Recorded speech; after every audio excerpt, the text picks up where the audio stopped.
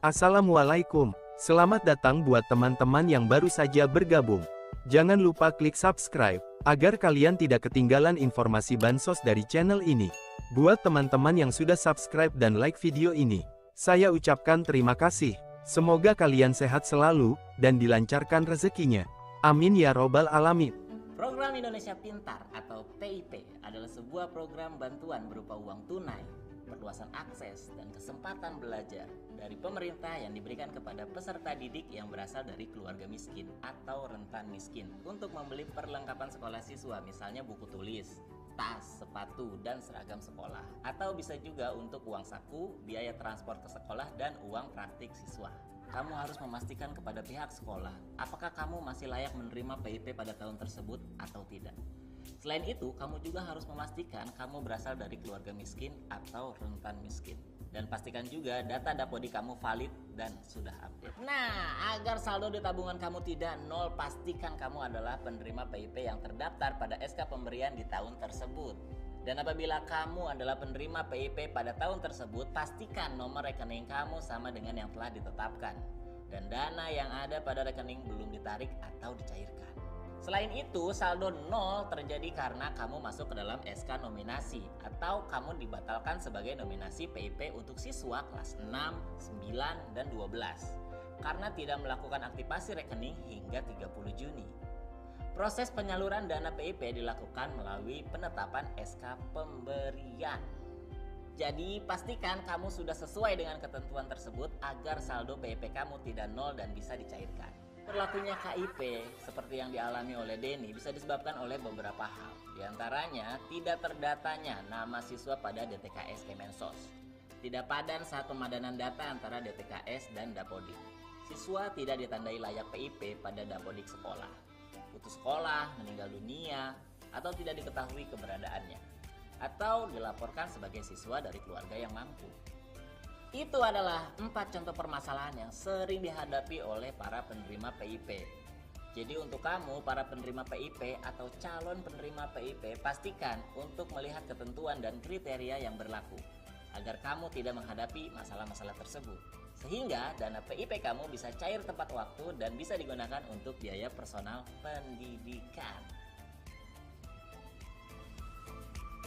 Materi yang pertama, untuk sumber data dan penetapan sasaran, sumber data yang kami gunakan sebagaimana webinar sebelumnya, apabila ada Sobat PIP yang menyaksikan atau mengikuti webinar sebelumnya terkait sumber data ini, kami ulangi kembali bahwa sumber data yang kami gunakan adalah data tunggal sosial ekonomi nasional, kemudian data terpadu kesejahteraan sosial, kemudian data pensasaran percepatan penghapusan kemiskinan ekstrim.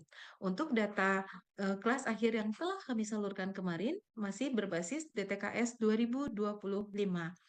Nah, Sobat PIP, selain itu nanti pada fase setelah penetapan sasaran, maka kami akan menggunakan juga data siswa dari keluarga miskin rentan miskin yang diusulkan dan telah diverifikasi oleh Dinas Pendidikan atau pemangku kepentingan berdasarkan usulan dari satuan pendidikan atau sekolah. Sehingga tidak terlepas dari, bisa diteruskan materinya, sehingga tidak terlepas dari usulan satuan pendidikan. Sobat PIP yang hadir sebagai pengelola PIP di satuan pendidikan, menjadi perhatian khusus bahwa semua yang kami tetapkan adalah usulan dari satuan pendidikan. Selanjutnya,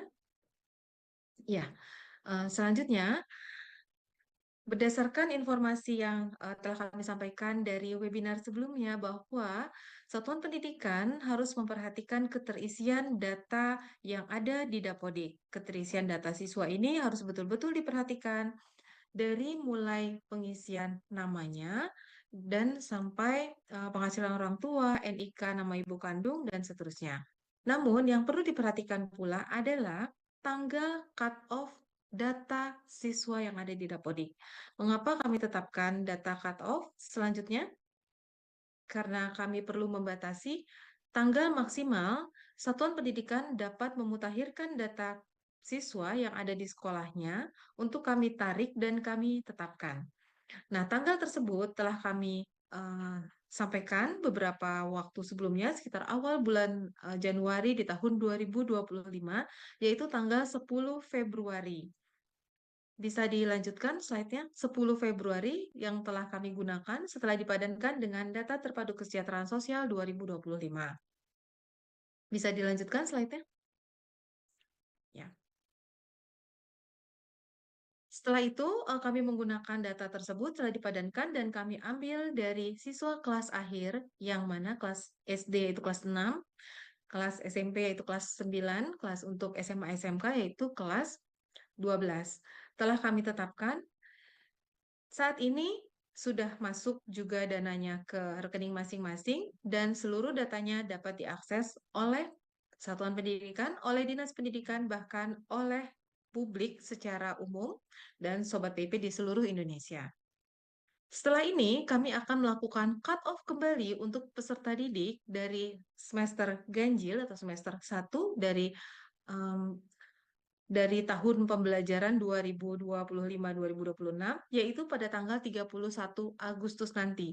Jadi tolong diperhatikan satuan pendidikan yang akan mengusulkan peserta didik di semester depan atau setelah naik kelas, maka kami akan melakukan cut-off data siswa di Dapodik pada tanggal 31 Agustus. Jadi tolong diingat-ingat. Perbaikan apapun setelah tanggal 31 Agustus maka tidak dapat menjadi dasar untuk kami tetapkan sebagai penerima PIP atau tidak bisa menjadi dasar untuk dapat diusulkan oleh Dinas Pendidikan maupun pemangku kepentingan. Selanjutnya, nah, yang harus diperhatikan adalah data-data sebelum tanggal 31 Agustus yang harus diperhatikan. Variabel-variabel mana yang tidak lengkap dilengkapi, mana yang NIK-nya belum valid Dukcapil agar diproses atau diurus agar mendapatkan nomor NIK yang valid Dukcapil. Untuk mengetahuinya, maka Satuan Pendidikan bisa mengakses aplikasi verifikasi dan validasi peserta didik di Satuan Pendidikan dengan alamat vervalpd.data.kemdikdasmen. Izin sudah berganti menjadi kemdikdasmen.go.id. Setelah semuanya dipastikan lengkap dan NIK-nya sudah valid, kemudian dilihat kembali apakah keterisiannya sudah logis, seperti penghasilan orang tua, nama ibu kandung yang diisi, serta tanggal lahir. Apabila ada yang tidak logis, maka tidak dapat dilanjutkan untuk dapat diusulkan oleh Dinas Pendidikan maupun pemangku kepentingan. Nah, untuk penghasilan orang tua jangan diisi di atas 5 juta. Pekerjaan orang tua juga jangan diisi seperti tidak menunjukkan kemiskinan. Misalnya anggota DPRD atau anggota dewan begitu ya, atau Polri, PNS, nah dokter. Nah, sebaiknya diisi dengan yang menggambarkan bahwa siswa tersebut memang membutuhkan bantuan PIP. Selanjutnya, setelah kami memproses, kemarin kami sudah menetapkan untuk SK pemberian, yaitu kepada peserta didik kelas akhir yang sudah pegang buku tabungan. Bisa di slide berikutnya, yang sudah pegang buku tabungan, maka akan masuk dan telah kami tetapkan di SK pemberian. Dan dananya pun sudah ditransfer ke rekening masing-masing. Jadi peserta didik, Sobat PIP yang merasa kelas akhir, bisa cek di si pintar kami dengan masukkan NIK dan NISN untuk mengetahui apakah mendapatkan dana PIP. Kalau namanya muncul, maka sudah dipastikan dananya sudah ada di rekening dan bisa ditarik. Nah, kemudian bagaimana dengan yang belum memiliki rekening aktif? Maka kami akan segera tetapkan setelah kami memproses ke bank penyalur dan setelah bank penyalur menyelesaikan proses pembuatan rekening dan hari ini baru akan kami ajukan ke bank penyalur. Setelah ditetapkan sebagai penerima PIPSK nominasi, maka kewajiban peserta didik adalah datang ke bank untuk mengaktifasi rekening dan kemudian menunggu sampai dengan bulan Juli kami tetapkan, bulan Juni kami tetapkan masuk ke dalam SK pemberian. Hanya yang sudah masuk ke dalam SK pemberian saja yang kami transfer dananya. Selanjutnya,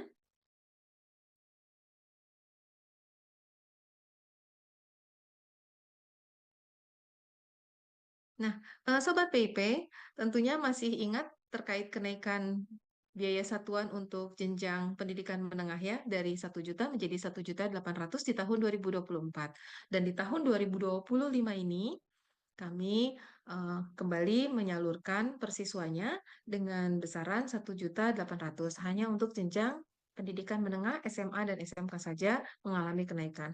Sementara untuk jenjang SD dan SMP masih sama, yaitu 450.000 dan SMP 750.000. Tapi mohon diingat, Sobat PIP yang kelas akhir yang saat ini sudah disalurkan dananya, artinya hanya mendapatkan setengahnya, bukan dipotong ya, mendapatkan setengahnya. Untuk siswa SD, kelas akhir 225.000, untuk kelas akhir SMP 375.000, dan kelas akhir SMA atau SMK 900.000 atau setengahnya dari 1.800.000. Nanti ketika naik atau melanjutkan ke jenjang berikutnya, katakanlah anak SD ini, siswa SD ini naik melanjutkan ke jenjang SMP, maka nanti ketika duduk di bangku SMP akan mendapatkan setengahnya lagi dari unit cost yang 750.000. Demikian juga ketika naik ke SMA. Jadi mohon dilanjutkan sekolahnya, jangan ditinggal atau diputus. Nah, selanjutnya adalah kami mengingatkan kepada Sobat PIP di seluruh Indonesia bahwa peruntukan dana PIP adalah untuk membantu memenuhi biaya personal pendidikan sesuai kebutuhan peserta didik. Jadi peserta didik, Sobat PIP yang harus betul-betul menjaga dana PIP ini sesuai dengan kebutuhannya masing-masing dan kapan dibutuhkan. Jadi tidak bisa dipaksa atau diminta oleh pihak-pihak yang memang tidak sesuai dengan peruntukan karena dana PIP ini memang punya Sobat PIP peserta didik yang sudah tercatat di dalam SK kami. Misalnya, untuk membeli buku dan alat tulis, kalau memang belum perlu untuk membeli buku dan alat tulis, maka tidak perlu dipaksakan untuk membeli. Kemudian seragam, perlengkapan sekolah seperti sepatu, dasi, kaos kaki, topi, begitu ya, dan sisanya untuk transportasi. Peserta didik yang menentukan sendiri kapan dan apa saja yang dibutuhkan. Jadi tidak bisa pihak yang lain atau apalagi digunakan di luar dari kebutuhan ini. Selanjutnya, nah, bagaimana melihat data SK yang baik yang SK pemberian maupun SK nominasi? Nah, untuk SK pemberian dapat dilihat pada menu pencarian individu siswa pada aplikasi Si Pintar dengan alamat pip.kemendikdasmen.go.id. Nanti akan tampil layar sebagiannya besarnya latarnya berwarna biru ini. Ada data penyaluran, ada pemberian nasional, ada pemberian per wilayah, ada nominasi nasional, ada nominasi per wilayah. Namun itu untuk menampilkan rekapitulasinya saja. Tetapi untuk by name-nya, Sobat PP bisa mencari di menu bawahnya lagi, di bawah yang bagian ini. Selanjutnya, bisa memasukkan NISN dan NIK. Masukkan NISN dan NIK tanpa adanya spasi baik di awal maupun di akhir nomor NISN ataupun NIK, apalagi ada spasi di tengah, mohon dihindari. Jadi tidak ada spasi sama sekali, hanya dimasukkan angka saja, angka NISN dan angka NIK. Selanjutnya slide-nya bisa ditampilkan. Nah, ini dia penampilannya seperti ini untuk mengetahui SK nominasi atau SK pemberian. Nah, kalau peserta didik Sobat PIP menerima di tahun-tahun sebagai penerima PP di tahun-tahun sebelumnya, maka akan ditampilkan juga di aplikasi ini. Berikutnya, slide berikutnya. Nah, seperti ini. Sobat PIP harus mencermati tahun berapa saja pernah menerima dana PIP, sehingga Sobat PIP bisa mencermati kapan waktu itu pernah terima dana PIP atau tidak, sehingga bisa menanyakan kepada satuan pendidikan apakah kalau sudah terima berarti sudah selesai urusannya. Tapi kalau belum terima bisa menanyakan kepada pihak satuan pendidikan, baik dari wakil kepala sekolahnya, wali kelasnya, atau operator PIP yang ada di satuan pendidikan. Selanjutnya, nah, untuk mekanisme aktivasi rekening nanti akan disampaikan oleh bank, tetapi di sini kami ingin mengingatkan kepada satuan pendidikan dan juga Sobat PIP, penerima PIP, agar mengaktifasi rekening secara langsung. Ke bank, datang, aktifasi secara langsung.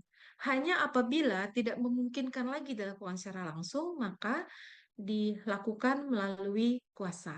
Nanti akan disampaikan juga oleh narasumber dari bank penyalur.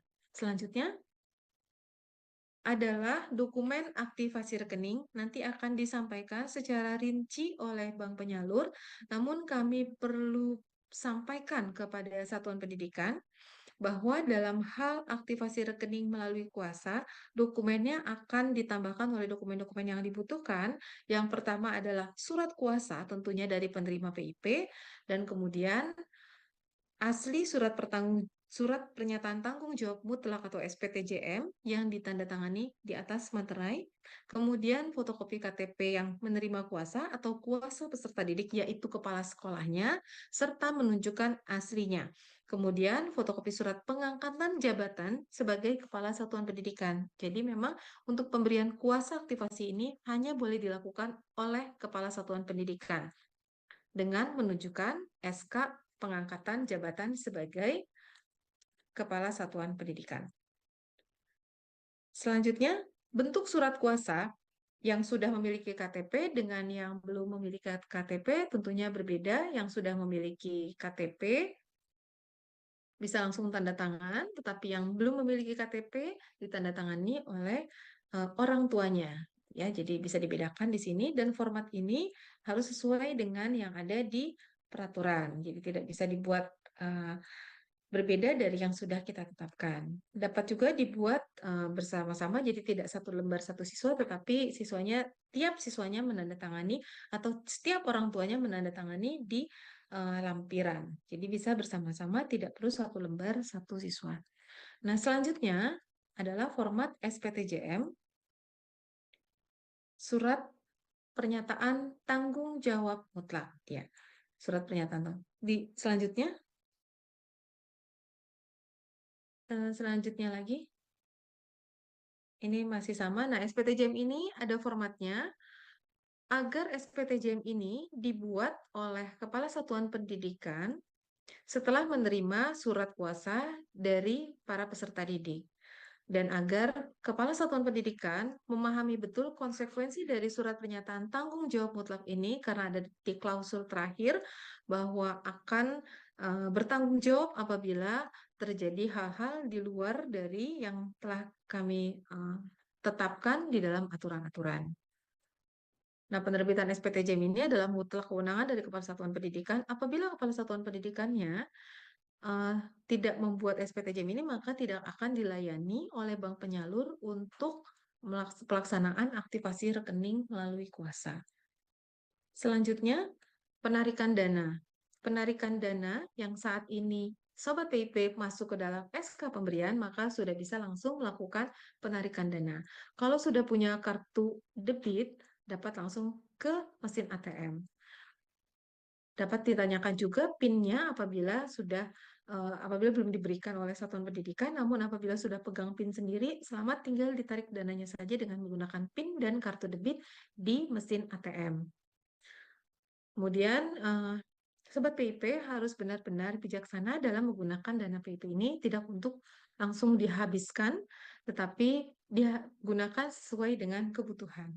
Selanjutnya adalah pengaduan-pengaduan yang dapat dilakukan oleh Sobat PIP. Jadi Sobat PIP ini diberikan kesempatan untuk mengadukan tindak pelanggaran pelaksanaan PIP, baik ke unit layanan terpadu Kemendikbudrismen dengan menghubungi 177 atau ke posko pengaduan Inspektorat Jenderal Kemendikbudrismen dengan mengunjungi websitenya posko-pengaduan.itjen.kemdikbudrismen.go.id.